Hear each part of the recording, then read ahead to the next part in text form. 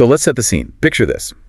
June 17th, 2025. Yeah. New York City Comptroller Brad Lander, who's also running for mayor, gets arrested. And not just anywhere. By masked ICE agents, U.S. Immigration and Customs Enforcement. Right, inside federal immigration court. Lower Manhattan. Not exactly a common occurrence for a citywide official. No, arresting someone like that inside a court building, it sends a message. The Department of Homeland Security, their spokesperson cited the reason as assaulting law enforcement and impeding a federal officer. Okay, so that's the official charge stated. But Lander's office gave a different context. They said he was there observing and actually helping escort people out of the court, trying to prevent them from being picked up by ICE right there. His campaign spokesperson, Dora Pekek, put it this way. While escorting a defendant out of immigration court at 26 Federal Plaza, Brad was taken by masked agents and detained by ICE. And during the arrest itself, Lander apparently protested. Yeah, he was heard saying something like, "You don't have the authority to arrest U.S. citizens asking for a judicial warrant," asserting his rights, basically. Which is interesting, especially considering what happened next. Which was remarkably fast. Well, he was released just hours later. He even made a little joke. a joke after being arrested by federal agents. Yeah, he said, "I'm happy to report I am just fine. I lost a button." Can you imagine? But then he immediately got serious, expressed gratitude charges weren't brought, and acknowledged, crucially, that he had a lawyer, he had due process rights he could count on. That acknowledgement is key, isn't it? Because for most people in that building, Exactly. No room for jokes, just fear. I want to thank the governor, and I want to thank Immigrant ARC, the organization that I was volunteering with today, and all the other volunteers that are here. I'm New York City Comptroller Brad Lander, and I'm happy to report I am just fine. I lost a button. But, you know, I'm going to sleep in my bed tonight, safe with my family. I'm grateful to hear that the charges are not being brought, but if they are, I've got a lawyer. I don't have to worry about my due process rights. At that elevator, I was separated from someone named Edgardo, who I had just met a couple of minutes earlier. Edgardo is in ICE detention, and he's not going to sleep in his bed tonight. So far as I know, he has no lawyer. He has been stripped of his due process rights by a government and a judge that owe him a credible fear hearing before they deport him, and yet have decided instead to strip folks like Edgardo and the prior gentleman that I walked out with, whose native language is Yoruba, and who only got a translator in French. And so when the judge said, "Do you understand what it means that after I dismiss your case, you'll have no status?"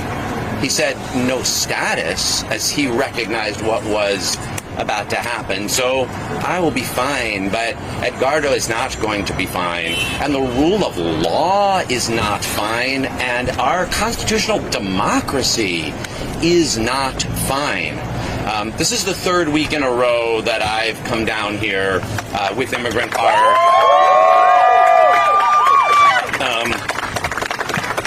to accompany families out of this building. And before today, I had walked 4 families out, all of whom were afraid that they were going to be detained by ICE agents, and yet who were able to walk out of the building, even though they had had their cases dismissed and are subject to expedited removal, but were nonetheless able to get out of that building and at least get back to their kids, get back to their families, try to figure out what's next.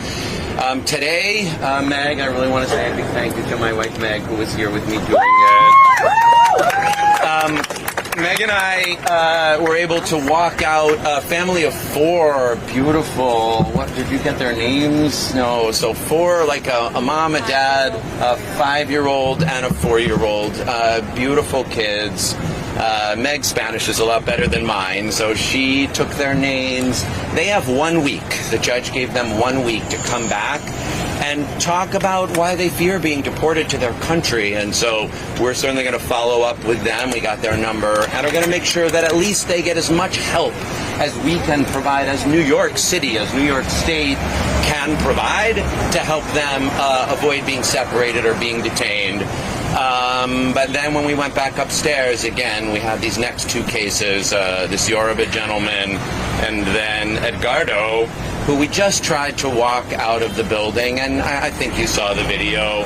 All I tried to do was just hold Edgardo's arm and ask the ICE agents, do you have a warrant?